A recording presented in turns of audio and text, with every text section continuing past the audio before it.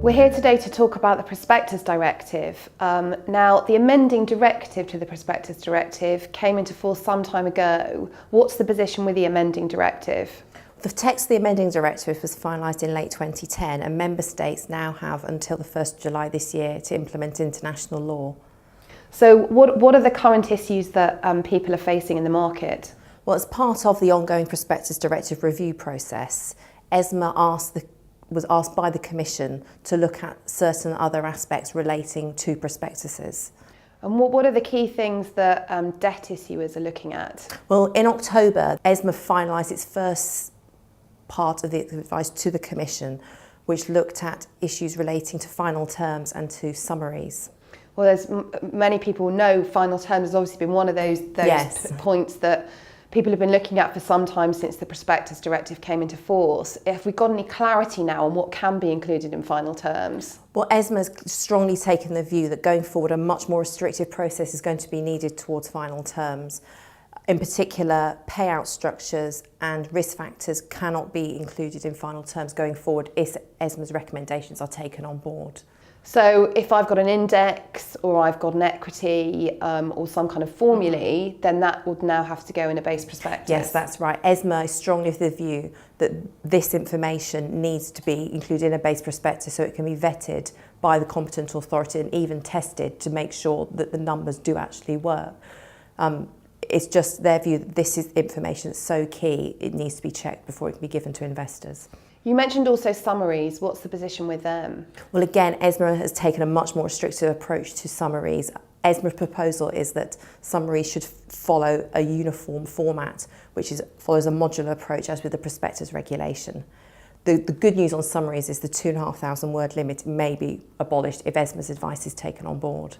So presumably costs and timing are going to be affected and will be key for issuers. Yes, that's right. If ESMA's proposals are implemented in full, issuers of structured products and derivative securities are going to have to give some serious consideration to how their programme is structured and the types of issuance documentation used going forward, because a lot of the flexibility afforded by the final terms format won't be available anymore.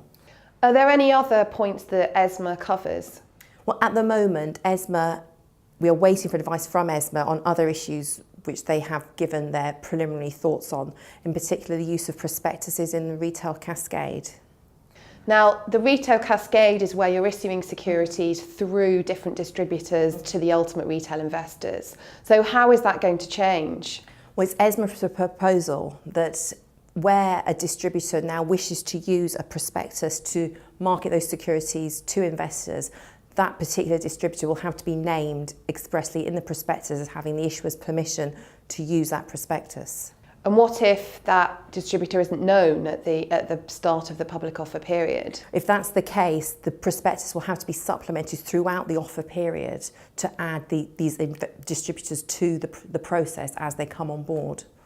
One other issue is withholding tax at source. Have there been developments on that? Yes, ESMA is looking at this at the moment, what type of information needs to be included in a prospectus regarding taxes withheld at source.